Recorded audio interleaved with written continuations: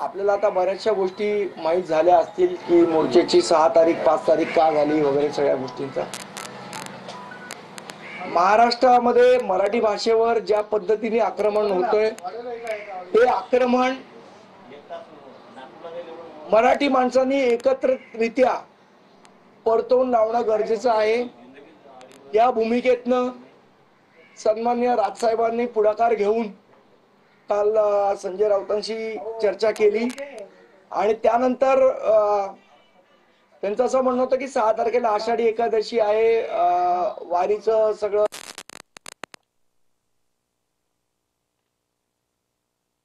आणि विठ्ठलाची मंदिरं आहेत तिकडे गर्दी होत असते, तर त्या दिवशी मोर्चा काढणं योग्य ठरणार नाही। आणि आमची भूमिका अशी होती की 7 तारखेला जर काढला तो सोमवार आहे, सुट्टीचा दिवस नाहीये, त्यामुळे जे पालक असतील, शिक्षक असतील, अगदी विद्यार्थी असतील ज्यांना या मोर्चात सहभागी व्हायचंय त्यांना ते सहभागी होणं शक्य होणार नाही। त्यामुळे सर्वानुमते ही 5 तारीख ठरली आणि त्याप्रमाणे सर्व राजकीय पक्ष, सर्व कलाकार, सर्व साहित्यिक या मोर्चामध्ये सहभागी होतील। मराठी माणसाची ताकद ही काय आहे आणि मराठी भाषेवर जर आक्रमण करायचा तुम्ही प्रयत्न केला तर मराठी माणूस कशा पद्धतीने ते परतवून लावतील हे देशाला हा संदेश जाणं गरजेचं होतं आणि त्या दृष्टीने हा 5 तारखेचा मोर्चा होणार आहे आणि त्या दृष्टीने हे एक सकारात्मक पाऊल आहे असं मी मानतो। काल राजसाहेबांनी म्हटलं होतं की मोर्चामध्ये आमच्या कोण येते आणि कोण येत नाही, तुम्ही 5 तारखेचं ठरवलं, त्यांनी 7 तारखेचं ठरवलं होतं, रात्रीमध्ये काही मोठ्या घडामोडी घडल्या का, मन की बात झाली का त्या? मी तुम्हाला सांगितलं ना काल स्वतः यासाठी राजसाहेबांनी पुढाकार घेतला आणि स्वतः पुढाकार घेऊन त्यांनी संजय राऊत साहेबांना फोन केला आणि त्याच्यानंतर दोन्ही नेत्यांच्या झालेल्या चर्चेअंती 5 तारीख ही नक्की झाली। मला वाटतं काल तुम्ही स्वतः पत्रकार परिषद घेऊन 6 तारखेची 5 तारीख झाली हे आपल्या सगळ्यांना सांगितलं, त्याची कारण मीमांसा आज आपल्याला कळली असेल। आतापर्यंत संपर्क झालेला आहे, कोणकोणते पक्ष? आम्ही सगळ्या राजकीय पक्षांची संपर्क साधणार आहोत। अगदी भारतीय जनता पक्षाचे पदाधिकारी ज्यांना मराठी भाषेबद्दल प्रेम आहे ते निश्चितपणे या मोर्चात सुद्धा सहभागी होतील असं आम्हाला वाटतं। शिंदे सेनेचे असतील, सगळे राजकीय पक्ष जे जे मराठी म्हणून मराठी भाषेवर प्रेम करणारे आहेत त्या सगळ्या संघटना, सगळे राजकीय पक्ष या मोर्चात सहभागी होतील। आम्ही त्या पद्धतीची चर्चा ही सगळ्यांशी करू, सगळ्यांना निमंत्रण देऊ, सगळ्यांना आम्ही मला तर वाटतं मी एक व्हिडिओ ट्विट केला होता त्यावेळेला आपण सगळ्यांनी हा प्रश्न विचारला होता, राजसाहेबांचा तो व्हिडिओ होता त्यामध्ये आम्ही म्हटलेलं की मराठी माणसासाठी आम्ही कोणाची पाय चटू आणि वेळ पडल्यास पाय छाटू। त्या व्हिडिओचा अर्थ आपल्याला आज कळला असेल।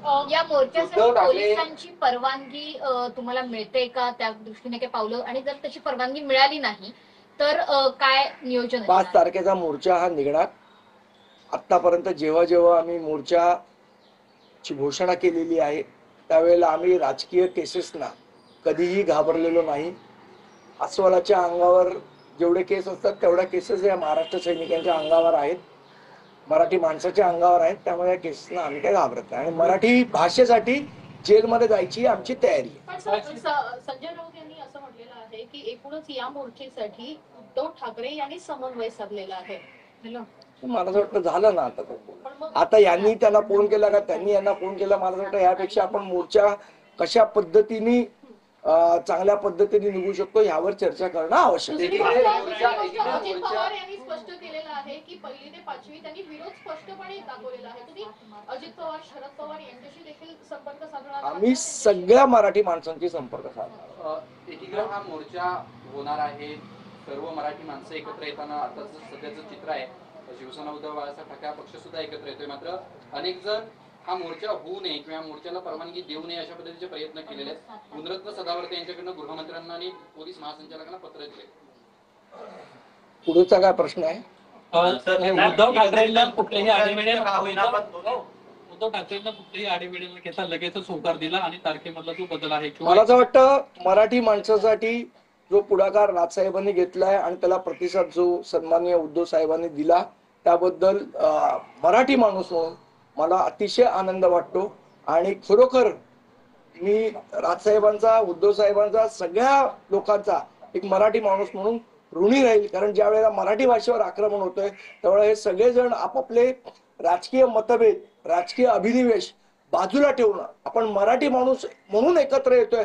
मला असं वाटतं ही भावनाच खूप आनंद देणारी आहे. मोर्चा निमित्त काल ठाकरे बंधू एकत्र येत आहेत, याच्या चांगल्या प्रतिक्रिया समाज माध्यमांवर येत आहेत. एकंदरीत सुखद चित्र पाहायला मिळतंय, पण काहींच्या पोटात पण दुखायला सुरुवात झाली. औषध देऊ त्यांना, एकीकडे ज्या ज्यांच्या पद्धतीने पोटात दुखतंय त्यांना औषध देऊ. काय problem? सातत्यानं दर महापालिकेच्या निवडणुकीला मराठी माणसांच्या बाबतीत प्रश्न निर्माण होतात. मुंबईतील जो मराठी माणसांचा टक्का कमी होतोय हा प्रश्न प्रामुख्याने समोर येतो. आता मराठी भाषेसाठी हे दोन्ही बंधू एकत्र आले. येणाऱ्या काळात मराठी माणसाचं अस्तित्व मुंबईत टिकावं म्हणून महापालिकेच्या निवडणुकांच्या अनुषंगाने हे दोन्ही भाऊ मला असं वाटतं राजकीय दृष्ट्या एकत्र येतील नाही येतील याचा निर्णय हे दोघं जण घेतील. त्याच्याबद्दल मी बोलणं म्हणजे लहान तोंडी मोठा असं होईल, त्याचा निर्णय तेच करतील.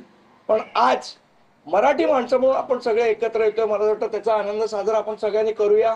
आणि पत्रकार म्हणून पण माझं आपल्याला आव्हान आहे की नुसतं कव्हरेजसाठी नाही, मराठी भाषेसाठी आपण सगळ्यांनी, आपल्या संपादकांनी सुद्धा या मोर्चात सहभागी होणं, मराठी चॅनलच्या संपादकांनी सुद्धा या मोर्चात सहभागी होणं गरजेचं आहे, अशी माझी प्रामाणिक भावना आहे.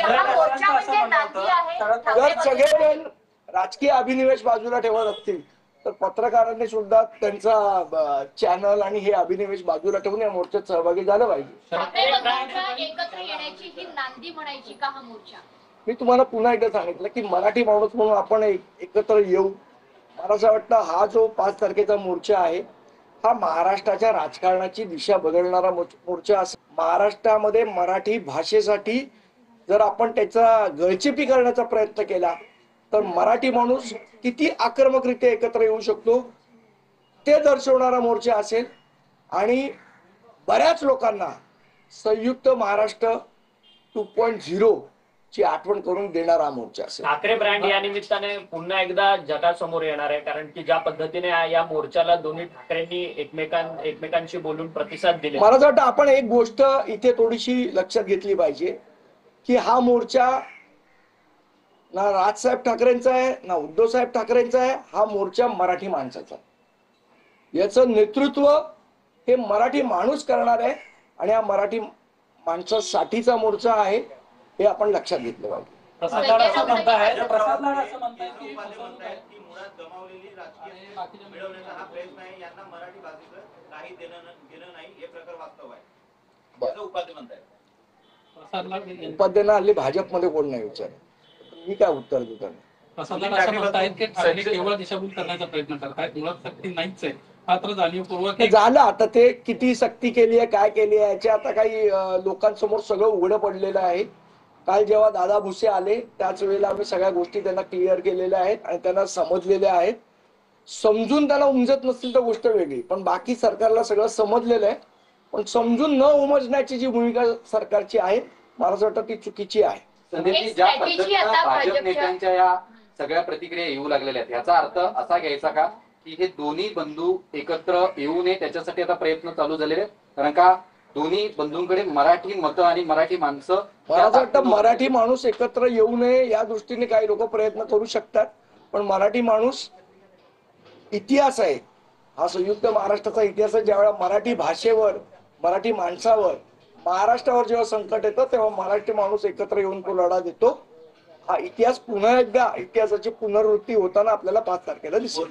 तुम्ही म्हणालात की राजकारणाला कलाटणी देणारा हा मोर्चा असेल. संजय राऊत सुद्धा असंच म्हणतात की हा ऐतिहासिक ठरेल आणि लोकांना समजेल की नेमकं राजकारणात काय सुरू आहे अशा पद्धतीचा हा मोर्चा असेल. त्याच्यामुळे केवळ मराठी हिंदीचाच प्रश्न नाही तर यातून राजकारणाला कलाटणी मिळेल. म्हणजे तुम्हाला नेमकं काय सुचवायचं? राजकारणाला कलाटणी याचा अर्थ असा आहे की यापुढे मराठी माणसाच्या, मराठी भाषेच्या वाटेला कुणीही जाणार नाही अशा पद्धतीचा मोर्चा. शरद पवारांना आज पत्रकार परिषद घेतली आणि शरद पवार असं म्हणाले की केवळ आव्हान केलंय म्हणून त्यात सहभागी व्हा असं होणार नाही, आम्ही ते सगळं समजून घेऊ. मुळातच हिंदी भाषिक लोक जे आहेत ते आहेत महाराष्ट्रामध्ये, त्या भाषेला विरोध जो आहे तो पहिलेपासून सक्ती नको 5वी पासून आहे. आणि त्यासाठी आपण लवकरच संवाद साधणार आहे. तुम्ही त्याच्याशी संपर्क केला? तुम्ही आमचे पक्षातले वरिष्ठ नेते, आता पवार साहेबांशी काय मी संपर्क साधू शकत नाही, पक्षाचे वरिष्ठ नेते त्यांच्याशी बोलतील. परंतु ज्या भाजपच्या पद्धतीने गोटामध्ये- भाजपच्या एक नेत्यांची जळफापट संपूर्ण समोर येताना पाहायला मिळते, म्हणजे हे सगळे भाजपचे जे नेते म्हणतात हे मराठी द्रोही आहेत का? कोण? भाजपचे जे नेते म्हणतात ते तुम्हाला स्वतःला हसायला येते म्हणताना. तर भाजपच्या गोटामध्ये अशी एक द्रोही आहेत चर्चा- का ते? कोण? जी तुम्हाला नावं प्रश्न समोर येतात, विचारला. प्रसाद लाड असतील, त्या केशव उपाध्याय असतील, जे मला वाटतं राजसाहेबांनी त्यांच्या पत्रकार परिषदेमध्ये सांगितलेलं की जे या मराठी भाषा जी आहे किंवा हिंदी सक्ती जी आहे त्या हिंदी सक्तीला आम्ही विरोध करतोय, जे हिंदी सक्तीचं समर्थन करतील ते महाराष्ट्र द्रोहीच.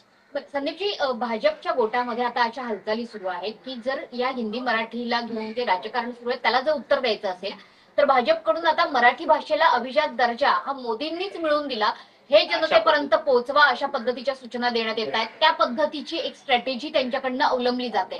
तुमच्याकडनं काही काउंटर स्ट्रॅटेजी केली जाणार आहे का? आणि मुळात हा मुद्दा तुम्हाला पटतोय का? मुळात असं आहे की मराठी माणूस काय एवढा दुधखोळा नाहीये. मराठी भाषेला अभिजात भाषेचा दर्जा मिळाला तो मराठी भाषेच्या समृद्धीमुळे मिळाला. मराठी भाषेचं असलेलं साहित्य, मराठी भाषेमध्ये अनेकांनी केलेलं काम याच्यामुळे दर्जा मिळाला. कुणाचेही मराठी भाषेला अभिजात भाषेचा दर्जा देऊन कुणाला जर वाटत असेल आपण मराठी भाषेवर उपकार केलाय तर माझं त्यांना आव्हान आहे की हिंमत असेल तर त्यांनी गुजराती भाषेला अभिजात भाषेचा दर्जा देऊन दाखवावा. जर तुम्हाला वाटतंय ना तुम्ही एवढे शक्तिशाली असाल तुम्ही कोणालाही अभिजात भाषेचा दर्जा देऊ शकता, हिंमत असेल तर गुजराती भाषेला देऊन दाखवा. शेवट मुळात ती भाषा समृद्ध असावी लागते, त्याचं साहित्य समृद्ध असावं, त्या भाषेला इतिहास असावा लागतो आणि अभिजात भाषा म्हणजे मूळ भाषा असा त्याचा अर्थ होतो. शिवाय कोणी दर्जा देऊ शकत नाही, मग ते मोदी असतील ना तर ट्रम्प असतील. मात्र अभिजात भाषेच्या दर्जावरनं भाजपचा आविर्भाव असा असतो हे आमच्यामुळे झाले, आम्ही दिला. म्हणूनच मी म्हटलं ना, मग एवढीच हिंमत असेल तर गुजराती भाषेला देऊन दाखवा अभिजात भाषेचा दर्जा. काम वाटतं का तुम्हाला? कारण राज ठाकरे यांनी शिवाजी पार्क मैदानात मला असं वाटतं की मराठी भाषेला अभिजात भाषेचा दर्जा हा मराठी भाषेच्या समृद्धीमुळे, इतिहासामुळे आणि साहित्यामुळे मिळाला. तर सोयीस्कर पद्धतीने भाजप गुजरातमध्ये मात्र तिसरी भाषा म्हणून संस्कृतला अडॉप्ट करून घेत आहे आणि इथे मात्र हिंदी. हे संस्कृत पण नाहीये. मला असं वाटतं आपली माहिती चुकीची आहे, पुन्हा एकदा आपण तपासू. आशिष शेलार सातत्यानं पत्रकार परिषदा घेऊन असं सांगतायत की हा निर्णय जो आहे हिंदी विषयाच्या बाबतीत हा आम्ही कायदेशीर कशा पद्धतीने घेतला. त्यांनी असं सुरुवातीला सांगितलं की आम्ही एक 450 शिक्षक तज्ञांची समिती बनवली, त्या समितीनं ड्राफ्ट बनवला, तो ड्राफ्ट आम्ही 3800 लोकांना वेगवेगळ्या क्षेत्रातल्या दिला आणि त्यांनी सांगितलं की हिंदी विषय घेणं गरजेचं आहे. त्यामुळे कुठेतरी 3800 लोकांच्या निर्णयावरती हा निर्णय घेतला असं म्हणायचं का? महाराष्ट्राची 12 कोटी मराठी जनता या गोष्टीला विरोध करते, तिथे 3800 लोकांचा काय गुण बसलाय? आज 12 कोटी जनता जेव्हा सांगते की आम्हाला हिंदी भाषेची सक्ती मान्य नाही आणि कायद्यामध्ये बसवा नाही तर बसवू नका, हिंदी भाषा सक्तीला आमचा विरोध आहे, 5वी पर्यंत हिंदी भाषेची सक्ती केली नाही पाहिजे या गोष्टीवर आम्ही ठाम आहोत. आणि जर तो कायदा मराठी माणसाच्या मुळावर येणार असेल तर हा कायदा आम्ही मानणार नाही. मराठीच्या मुद्द्यावरती ठाकरे बंधू मोर्चा निमित्त का होईना पण एकत्र येतात, ही नांदी बनायची का आगामी मला वाटायचं उत्तर दिलं मी तुम्हाला. संदीपजी, धन्यवाद. संदीपजी, शेवट-